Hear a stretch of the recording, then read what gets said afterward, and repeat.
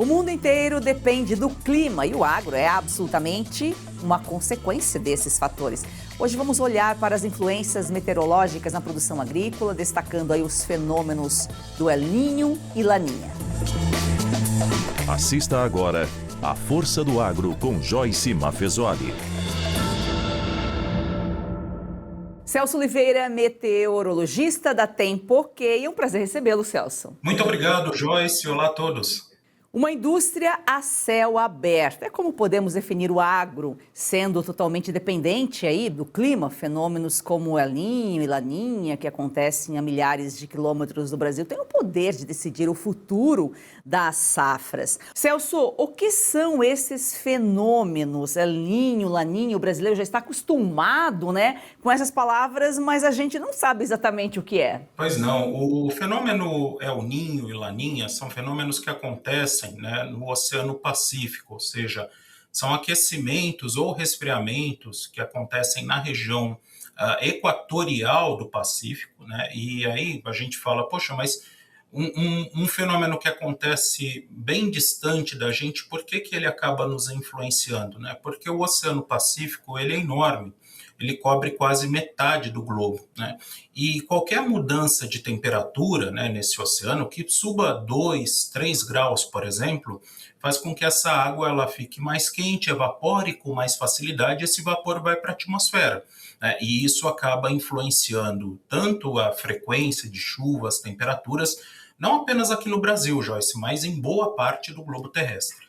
E eles acabam bagunçando aí o calendário, as janelas de plantio, né? Influenciam diretamente no plantio, depois também na colheita? Sim, sem dúvida. Para ter uma ideia, né, o que acontece normalmente? A gente acaba tendo, num aquecimento, né, do Oceano Pacífico, muitas vezes atraso da regularização das chuvas. Então, normalmente, o início da safra no Brasil começa em setembro, no mais tardar acelera bastante em outubro, e em anos de El Niño isso acaba acontecendo de forma um pouco mais tardia, né?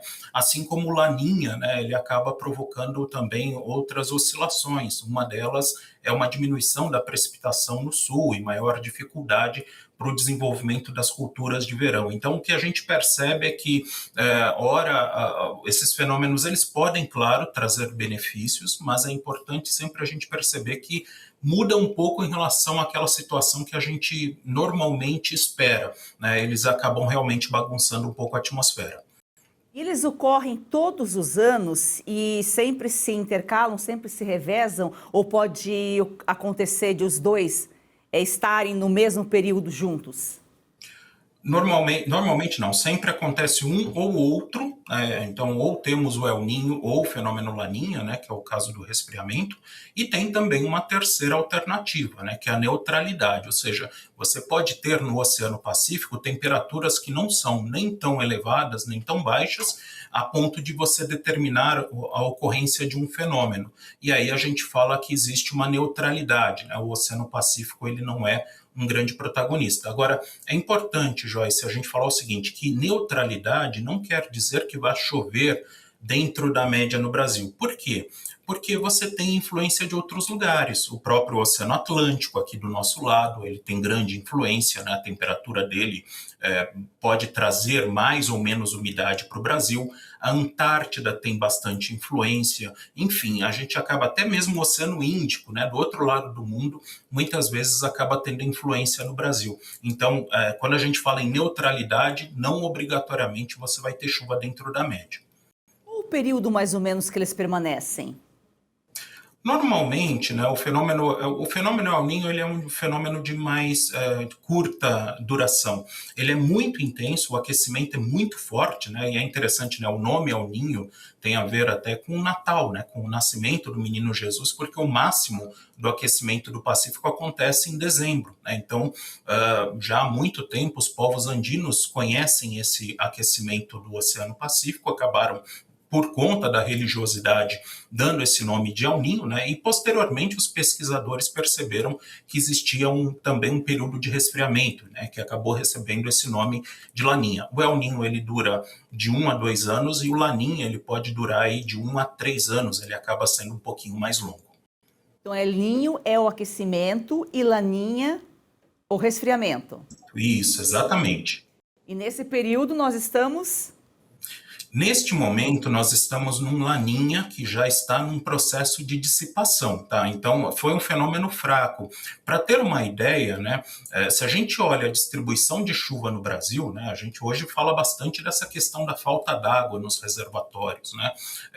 Nenhum momento nessa primavera e agora no início do verão tivemos chuvas muito organizadas sobre o país. Choveu até um pouco mais no sul do país, principalmente na primavera, do que, por exemplo, no norte e nordeste. Então, é aquilo que a gente comenta. Além do fenômeno em si, é necessário também a gente monitorar a intensidade desse fenômeno, porque para ter esse padrão, né, de chuvas fortes no sul com El Niño, chuvas mais fortes no norte e nordeste com Laninha, é necessário que você tenha realmente um fenômeno forte no Oceano Pacífico. Caso ele seja fraco, ele vai acabar sendo mascarado por outros fatores. Mas nesse momento estamos num Laninha, que foi fraco durante o tempo todo, e ele já está num processo de dissipação. Muito em breve, Joyce, já aproveitando o gancho, né, agora em meados do ano, teremos o aquecimento do Oceano Pacífico e o surgimento de um fenômeno El Niño agora no final do ano. Então, por ser mais fraco, que a gente tem a sensação, a gente tem umas chuvas mais frequentes, mais constantes, mas parece que não tão intensas, né? Rara exceção um outro dia, mas a impressão que dá é que está chovendo em todo o Brasil, boa parte do Brasil, mas chuvas menos intensas. Sim, o que a gente precisa, na verdade, assim, qual é o tipo de chuva que enche reservatório? É o que a gente fala muito no interior de invernada. O que é invernada? São aqueles dias fechados, chuvosos, a chuva constante. Esse é o tipo de precipitação que enche reservatório. E o que vem chamando atenção nesses últimos meses, né, tirando agora em fevereiro que choveu um pouco melhor, mas desde o início da primavera, é muito essa situação de calor e pancada de fim de tarde. O problema é que essa chuva de fim de tarde, ela pode ser intensa, mas ela não é muito abrangente, ela pega uma área restrita. E logo depois disso, no dia seguinte, ou mesmo horas depois, o sol já volta e parte dessa água evapora. Então isso faz com que você não tenha realmente um ganho significativo, nem em umidade de solo e nem mesmo reposição de água nos reservatórios. Esse é um ponto curioso que você citou, os reservatórios, porque todo mundo se questiona. Está chovendo tanto, dizem que estamos com crise de água, está faltando água no reservatório, a gente passa e está cheio. Quem está roubando essa água? Mas é que a gente não consegue, né? A gente tem a impressão que está tudo certinho, tudo normal, mas não é bem assim, né? Sim, sim, é normal, natural isso, que a gente olhe, né, os transtornos, principalmente nos grandes centros urbanos, né, essa chuvarada que acontece nos grandes centros urbanos e fala, poxa, mas por que não está chovendo, por que não enche o reservatório? É por causa do tipo de chuva, né, que vem acontecendo. Esse tipo de chuva de tempestade de fim de tarde, ele não acontece obrigatoriamente sobre o reservatório. E mesmo que acontecesse, é uma área restrita, não pega o reservatório inteiro, o calor faz com que parte dessa água seja evaporada, o consumo de água aumenta também em dias quentes, enfim, são fatores que acabam atrapalhando, né, essa questão da reposição de água nos reservatórios. Por um lado, a chuva, ela faz bem, ela por uma certa quantidade, ela é boa, né, pro agro, pro campo. Por outro lado, você colocou que essa chuva que no final da tarde pode não influenciar tanto no solo, na umidade. Isso não significa que nós podemos ter aí uma boa safra para o ano que vem, porque pode influenciar, né, até a partir de junho, julho, você já colocou aqui que começa a vir, já vem El Niño. A gente só vai saber mesmo depois como foi o resultado.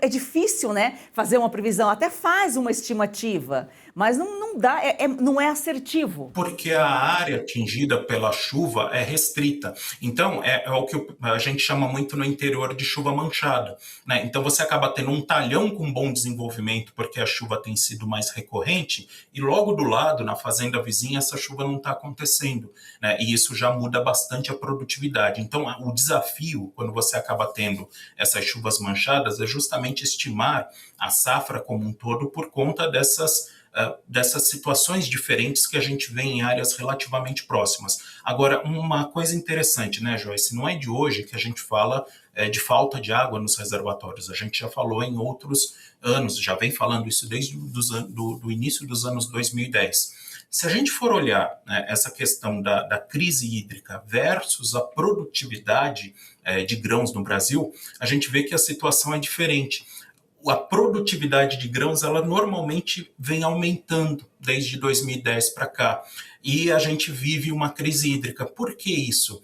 Porque essas pancadas de fim de tarde, mesmo que eu comentei, parte dessa umidade do solo se vai, né, no dia seguinte, mas ainda assim essas pancadas de fim de tarde, muitas vezes elas são suficientemente boas para o desenvolvimento agrícola no Brasil, só que elas não enchem reservatório. Então é interessante, o tipo de chuva que cai no Brasil, ela pode ajudar um setor da economia e atrapalhar outro.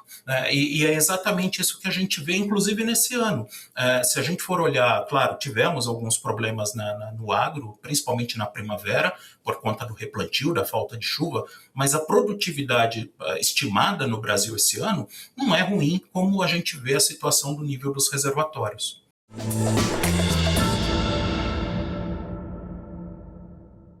Somos a favor da liberdade econômica sem hesitações.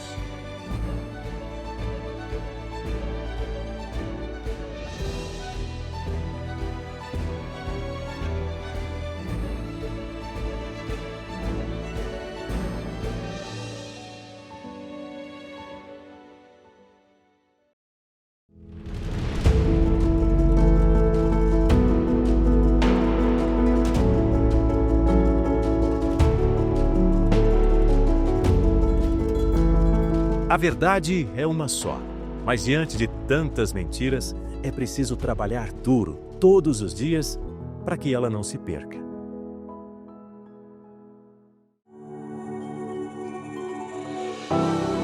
Cada assinatura é um tijolo na construção de um jornalismo livre. A Oeste não recebe um centavo de dinheiro público. Nossa independência é garantida por você. Nosso maior objetivo é fazer com que os fatos apareçam. Porque a verdade às vezes desmaia, mas nunca morre. Aqui na Oeste, a informação é livre. Somos a voz de milhões de brasileiros. Essa independência editorial só existe quando se tem quem a sustente. E quem sustenta a Oeste é você, nosso assinante. Esse apoio transforma propósito em realidade. É a confirmação de que o jornalismo real ainda encontra espaço para crescer. É a prova de que o Brasil defende a liberdade de expressão.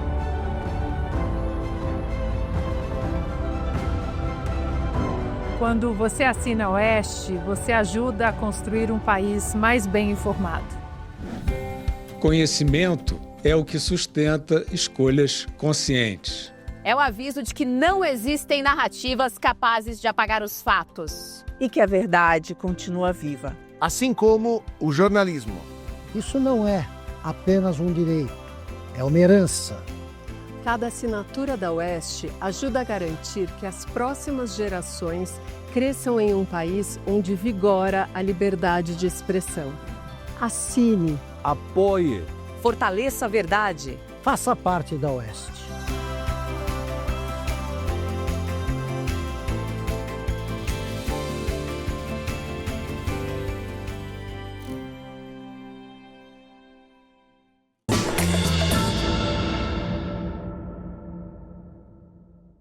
O Norte e Nordeste sofre mais com a seca durante El Niño e mesmo quando nós temos Laninha, chove menos naquela região. Isso é por questão de compensação. A atmosfera ela sempre vai compensar. Se um lugar chove demais, em outros pontos chove menos. Vamos lá, o El Niño ele provoca um aquecimento exagerado ali no Oceano Pacífico, perto da costa da América do Sul. Então chove muito sobre Equador, Colômbia, sobre Venezuela, enfim, Peru. E você também tem chuvas fortes no oeste do Amazonas, Acre, enfim, a porção oeste ali. Acontece que na atmosfera as nuvens elas sempre se formam de baixo para cima, ou seja, há um movimento do ar que leva a umidade que vem justamente do oceano e leva para altitudes maiores, onde forma a nuvem e ocorre chuva. Acontece que esse ar chega até um determinado momento da atmosfera e ele é obrigado a bifurcar, né? Ele não vai se perder para o espaço. Então, ao bifurcar, ele em algum momento ele tem que descer. E essa descida inibe a ocorrência de chuva. Então você acaba tendo um lugar que chove demais, em outro lugar onde há, que a gente chama de subsidência, onde chove menos. E essa subsidência no El Niño acontece justamente no Tocantins, no Pará, em boa parte do Nordeste. Então, quando a gente tem El Niño, principalmente quando a gente pensa no Nordeste, que o período úmido é curto, né, você já tem dificuldades para o desenvolvimento de uma cultura, porque o teu período é bem curto, a chuva não pode falhar, você acaba tendo um problema ainda maior, porque essa chuva se torna ainda mais irregular por conta dessa tal subsidência.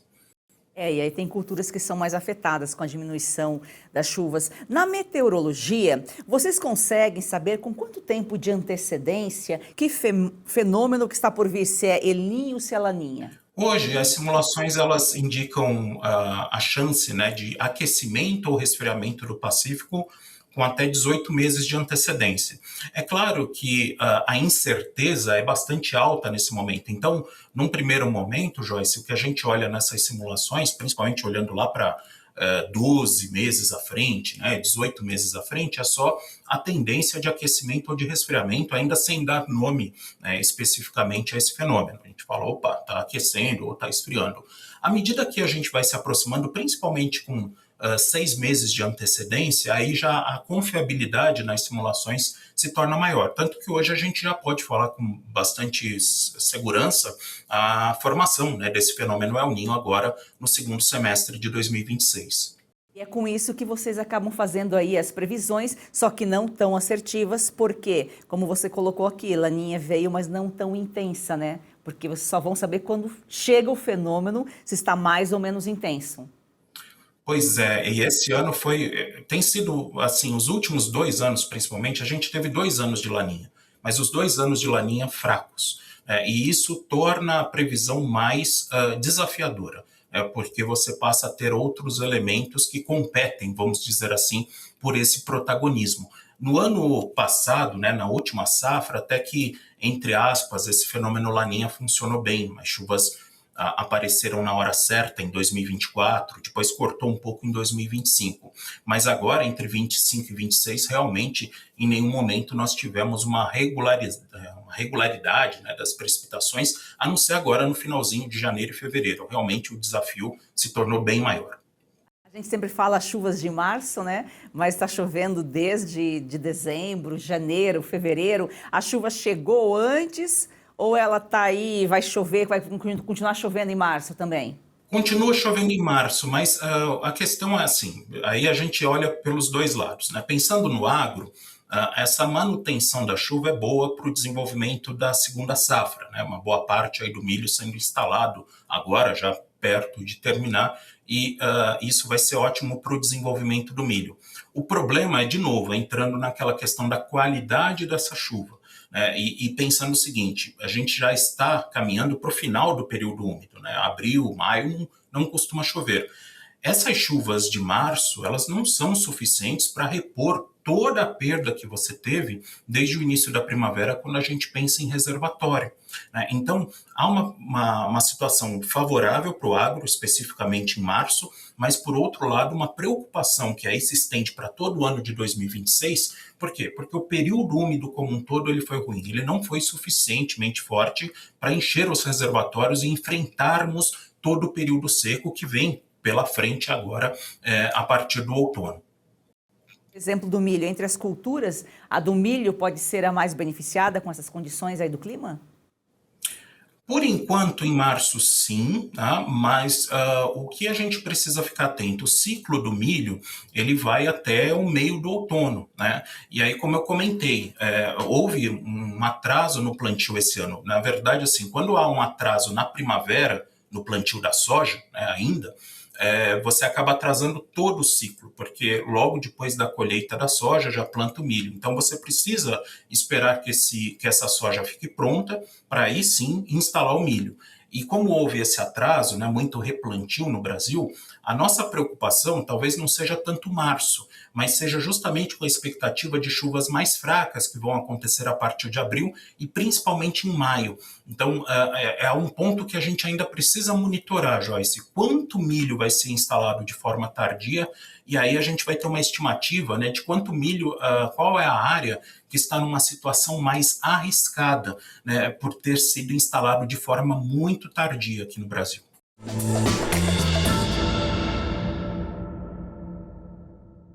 Você já perdeu as contas de quantos comprimidos toma por dia para tentar aliviar suas dores? Cansado dos efeitos colaterais que isso causa no seu corpo? Como dor nas juntas, nas costas, nas pernas, dor para levantar, até para dormir. A verdade é uma só, você merece se sentir bem de novo e isso é possível. Com certeza, é isso mesmo. A Vitae Gold traz para você um produto completo de verdade. O Vitae 7 em 1 é uma fórmula com 7 ativos mais indicados por especialistas, agora em apenas 2 cápsulas por dia. Chega de tantos remédios, mais praticidade, mais saúde e menos dor. É isso aí, imagina só, fortalecer os seus ossos, reduzir as inflamações, proteger os seus músculos e cartilagens, recuperar a disposição e ainda reforçar a sua imunidade. Tudo isso com uma fórmula natural, com comprovação científica que age de verdade onde a dor começa. E a nossa querida Lucinha Lins já incluiu o Vitae 7 em 1 na rotina. Vamos ver o que ela conta pra gente.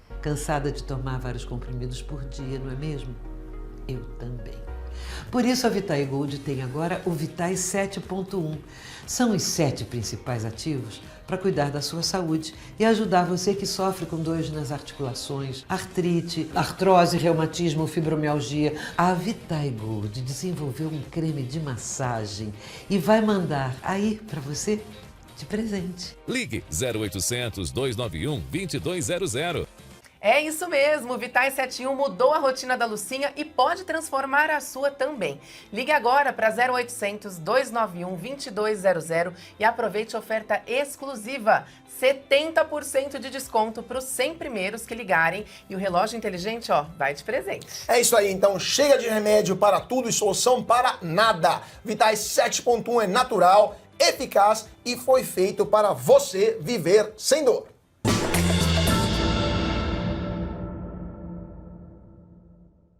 Assim como a seca, né, atinge mais aí norte, nordeste, no sul acontece o oposto, né, Celso? O excesso de chuva aí às vezes pode ser tão prejudicial quanto a seca, né? Claro, e vimos isso em 2024, por exemplo, com as inundações que aconteceram no estado do Rio Grande do Sul. E aí o El Niño, né, nesse caso, ele acaba trazendo chuvas mais persistentes, né? E aí lembrando que o Rio Grande do Sul, a região sul, né, na verdade, ela tem também uma safra de inverno, né? Trigo, cevada, zevém. Então, e são culturas que não são muito tolerantes ao excesso de chuva, né? E elas gostam até de frio também. E o El Niño, né, que vai se formar agora no meio do ano, ele justamente traz mais chuvas e acaba diminuindo a ocorrência de ondas de frio. Então, diferentemente, até mesmo, por exemplo, se a gente olhar a Argentina teve uma safra recorde de trigo, né? Isso até, inclusive, mexeu com o preço da commodity mundial, pela tamanha quantidade de trigo que a Argentina produziu. Já nesse ano, pensando agora no decorrer de 2026, a perspectiva é um pouco diferente, né? Porque você acaba tendo mais excesso de chuva, menos ondas de frio, e isso acaba trazendo problemas. E aí vem uma outra questão. Por outro lado, né, a região sul ela sofreu muito com estiagens e sofre nesse momento, né, o Rio Grande do Sul vem enfrentando uma estiagem que compromete o desenvolvimento da soja e do milho, né, culturas de verão.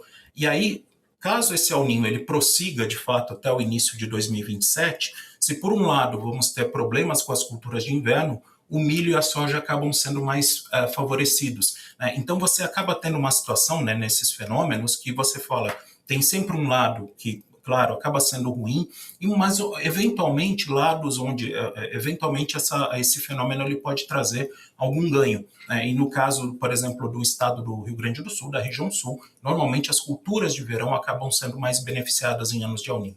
No agro não dá para dizer, né, Celso, se El Niño, se Laninha é melhor, ajuda mais, porque depende tudo da intensidade que os fenômenos ocorrem, né? Também, e aí que vem a questão da mitigação, né? Então, é importante, primeiro, nunca se trabalhar com a ideia de que um ano vai ser igual ao outro. Ah, o ano passado deu certo tal cultura, da forma que eu fiz, deu certo. Não obrigatoriamente no ano seguinte isso vai acontecer novamente. As chuvas vão vir na mesma quantidade, no mesmo período. Essas mudanças que acontecem ano a ano têm tudo a ver com mudanças na temperatura do Oceano Pacífico.